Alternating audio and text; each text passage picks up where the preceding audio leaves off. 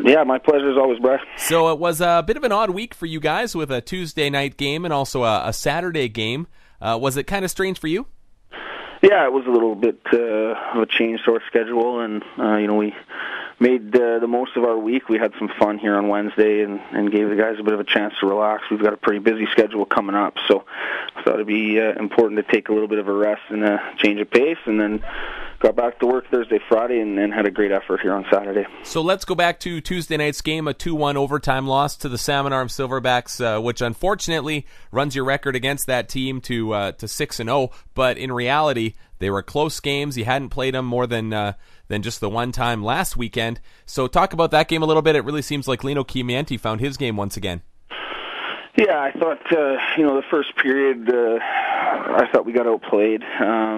Just the game was pretty fast paced, and Salmon Arm likes to up the tempo and capitalize and rush turnovers and things like that. And I thought we took some time to adjust, and we talked about that after the first and said, hey, we need to be ready and to expect to play at a pretty up tempo pace. And I thought the second period and throughout the rest of the game, I thought we outplayed them and managed to create a lot of opportunities, and unfortunately weren't able to capitalize on some key breaks. And then the goal in overtime, I'm sure Lino would like to have back, but I don't think you can have that goal be a reflection of his entire performance. I thought he played a pretty outstanding game for the most part. Well, and when you talk about how you thought that you outplayed them through the last 40 minutes, I mean, it's a game where we saw a lot of situations where your team could have won that game 3-4, 5-1 because you hit some crossbars and some posts, and I mean, Chris Moore was good too.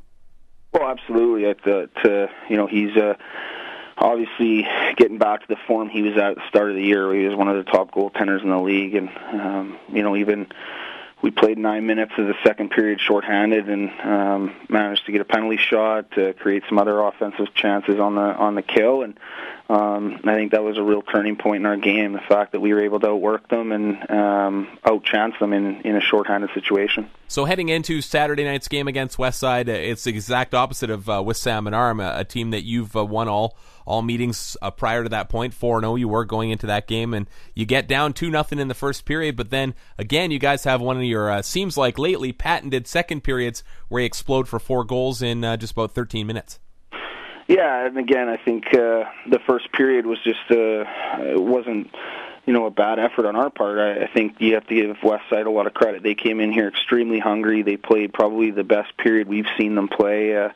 And the challenge to our guys was, hey, let's make sure that if they're going to get out of here with a win tonight, that they have to play this good for the whole game. And we said to the guys, I don't think they can keep up that pace. And if we continue to play at our level, then eventually they're going to have to come down. So we continued to push the game, and were rewarded for 4 in the second, and then kept the foot down through the third. And I thought we did a great job of managing our composure and what was seemed as close as it can get to playoff type atmosphere here. Well, and it seems like that it was the same way against Salmon Arm when you talk about the pace and the tempo, and same thing here with Westside. I mean, are all these games playoff games now? Are you approaching it that way?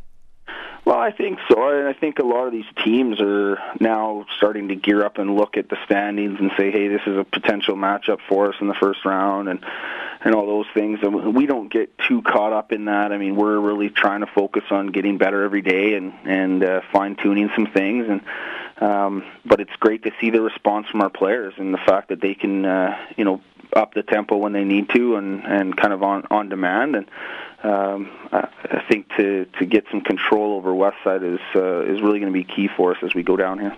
Saturday night we saw the debut of JP Witkop for your team. He was paired with Steve Tresser on the top defense pair. What did you think about how he played in his first BCHL game? Well, I was extremely happy with him, and I think he had a bit of a rough outing from a physical standpoint. I mean, he was the recipient of what I thought was a bit of a dirty play in the first, where their player initiated a fight with them and had probably hit him 2 or 3 times before JP realized he was fighting, and managed to stand in there. And then in the second period, he took a pretty vicious hit to the head that resulted in bloody nose and a fat lip and those things. And but he managed to stay right in the game. He was physical in his own right, and moves the puck very well, skates very well, and I thought him and Steve looked very good together. And we're excited to keep building on what he brings here. Now, you're in the middle of a busy stretch. If we go back to Saturday night straight through to this coming Sunday, you've basically here got 5 games in 8 days, and it seems like the Vipers are starting to hit their stride too. Yeah, they're obviously, put themselves back into the position to be an elite team in our conference and in the league. And, that's a very well-coached group that we knew was going to get better and better as the year went on. And, the last time we saw them was another dogfight that went into overtime, and we were fortunate enough to get the win. And I think just as they are much improved, I think we are as well. So I'm excited to get the matchup again and see where we're at right now at this point in the year. And like you said, it's a busy stretch. We got 8 games in our next 14 days. 6 of those are on the road. So we're going to have to make sure we're managing our players' ice time and rest and things like that. So we're kind of bearing down for the real stretch here.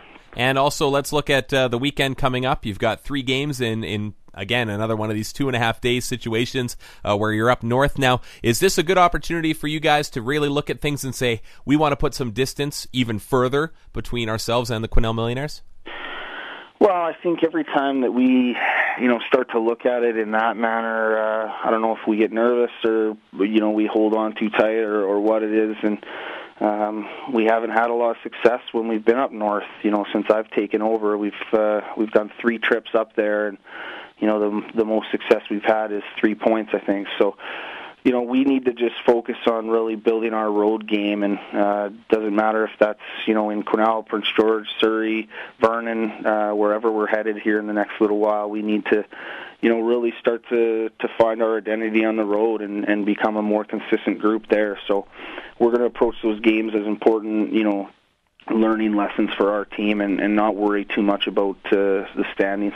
Well, and it seems like the road game is coming around a little bit, especially you look at the trip to Trail that you guys made, and then in Salmon Arm, although a tough effort, one that you didn't think was one of your best of the season at all. But really, it seems like home or road, you guys are just definitely a much tougher opponent. Yeah, I think we have.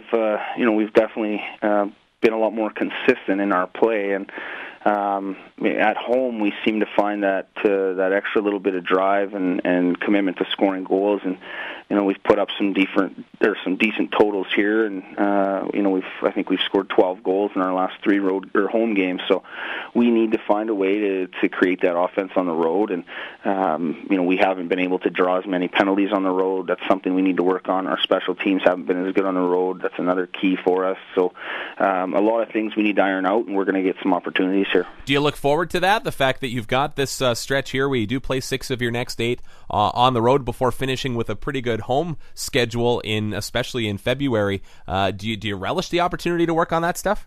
Yeah, absolutely. I think what it does is at this time of the year, we've been practicing a lot, and you get a little bit complacent in your habits here, especially in practice. So, having a lot of games, it limits the amount of practice time, and we don't get caught up doing the same drills over and over. So we'll get to use these games as a chance to really focus on some skills and some systems. And again, with the position we're at in the standings, we don't have to panic about any single loss. We can make sure we try and get right back at it and get in the win column. So we're going to use these opportunities to work on some things, some different line combinations, different D pairings, all sorts of things.